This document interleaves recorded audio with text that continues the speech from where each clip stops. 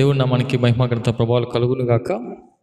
యెషయా గ్రంథం 58 9 నీవు పిలువగా యెహోవా ఉత్తరమిచ్చును, నీవు మొరపెట్టుగా ఆయన నేనున్నానను.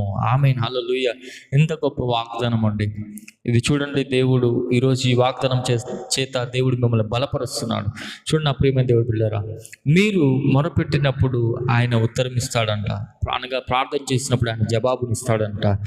మొరపెట్టినప్పుడు ఆయనకు ప్రార్థన చేసినప్పుడు ఆయన పిలిచినప్పుడు నేనున్నాను అని చెప్పేసి అంటాడంట. ఆమేన్, హల్లెలూయా.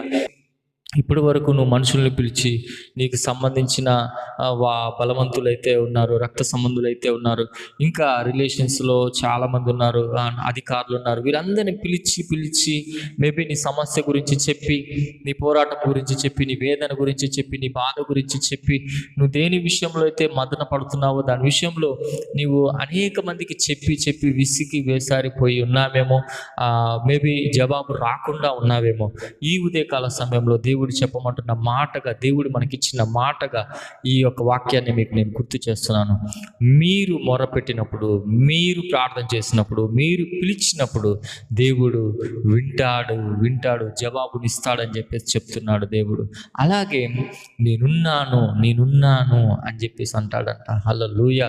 ఈ రోజు నుంచి దేవుడు మీకు తోడుగా ఉండునుగాక. మీ యొక్క ప్రశ్నలన్నిటికీ, మీ యొక్క ప్రార్థనలన్నిటికీ, మీకున్నటువంటి వేదనన్నిటికీ, మీకున్న బాధలన్నిటికీ యేసు నామములు ఆ మొరలన్నిటినీ, ఆ యొక్క ఆర్తధ్వని అంతటిని యేసు నామములో నా దేవుడు అంగీకరించునుగాక. దానికి తగ్గటువంటి జవాబుని యేసు నామములో త్వరగా మీకు అనుగ్రహించునుగాక. దేవుడే మీ పక్షాన నిలబడునుగాక.